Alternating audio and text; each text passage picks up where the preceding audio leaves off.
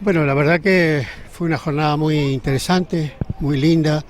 Hubo mucha participación de gente que muchos no conocían el momento que nosotros estábamos presentando, que era prácticamente repudiar la historia, digamos, que ha dejado Perito Moreno en Gualmapu y hacer un scratch específicamente a Francisco Pascasio Moreno.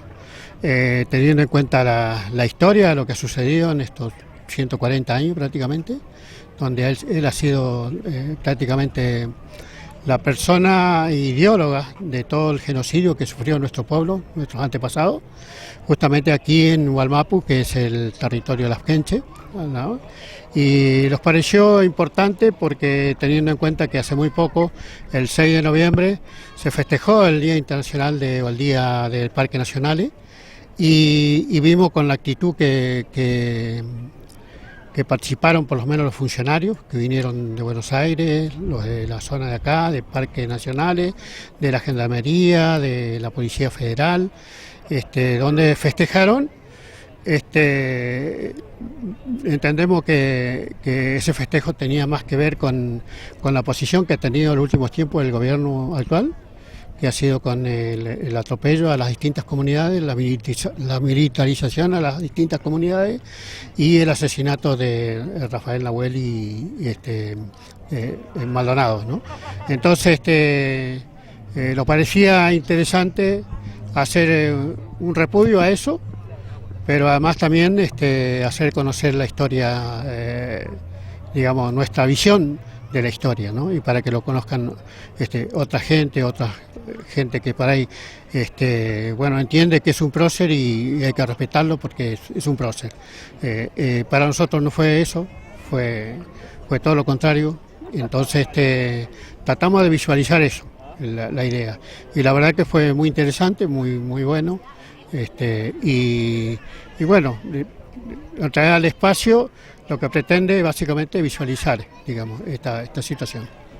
Bueno, en la celebración del Día Nacional de los Parques Nacionales que se hizo en Bariloche, se hizo en una isla, ¿no? En el Brazo Huemul, lo entendemos, muy alejado de la ciudad, donde ahí el presidente de Parques Nacionales le entregó un sombrero de representativo de los guardaparques a la Policía Federal, a Gendarmería, y lo que por ahí se conoció en las redes que más dolió fue a Gendarmería, a Prefectura, ¿no? Que son los responsables del asesinato de Rafael Nahuel. Y sí, bueno, eso te está simbolizando el poder que tienen.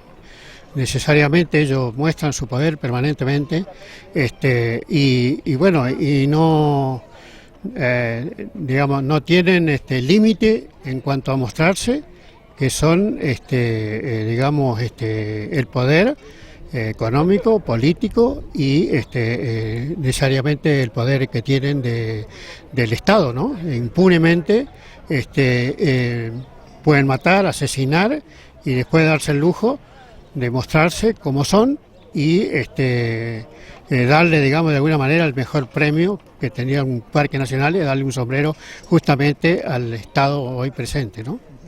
Bueno, lo importante de las jornadas es visibilizar esta otra mirada, ¿no? Y también si se quiere, consecuencias que ha tenido el otro lado en esta oportunidad del pueblo mapuche que ha tenido que padecer, ¿no? Esa política del Estado después de la mal llamada campaña del desierto.